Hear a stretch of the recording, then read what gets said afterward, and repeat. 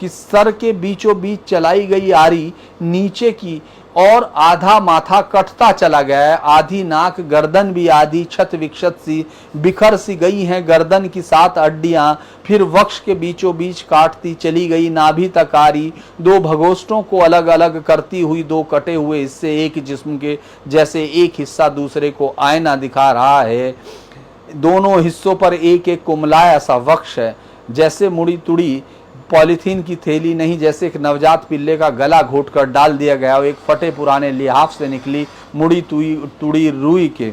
में एक हिस्से की आंख में भय है और दूसरे हिस्से की आंख में पीड़ा। यह औरत है, क्षमा करें, औरत थी 20-22 साल की, इसके कान ऊपर की ओर छिदे हुए हैं, सुहाग आभूषण अटोर पहनने के लिए अटोर जोर से खींचा गया क्योंकि कानों के ऊपरी छेद कटकर लंबे हो गए हैं। अब कल तक इन सबके साथ कानों को भी फाड़ती थी भूतहा चिल्लाहटें, हम क्या चाहते आज़ादी, और दोनों कानों के श्रवण स्नायुओं के होते हुए इन चिल्लाहटों का आतंक पहुंच गया होगा मस्तिष्क के दोनों गोलार्धों में, जो कि अब अलग अलग पड़े हैं। हर खोपड़ी के दोनों अलग अलग हिस्सों में हर गोलार्ध में अपने हिस्से का आतंक है। लेकिन मैं यकीन से कह सकता हूँ आरे पर काटे जाने से पहले ये मर चुकी है, क्योंकि जिस्म के कटे हुए हिस्सों से खून ही नहीं बहा, हृदय का धड़कना तो बहुत पहले ही बंद हो चुका होगा। उसकी लास्ट आईने मैं बता सकता हूँ कि और दर्द जो है हर तरफ आपको दिखाई देगा।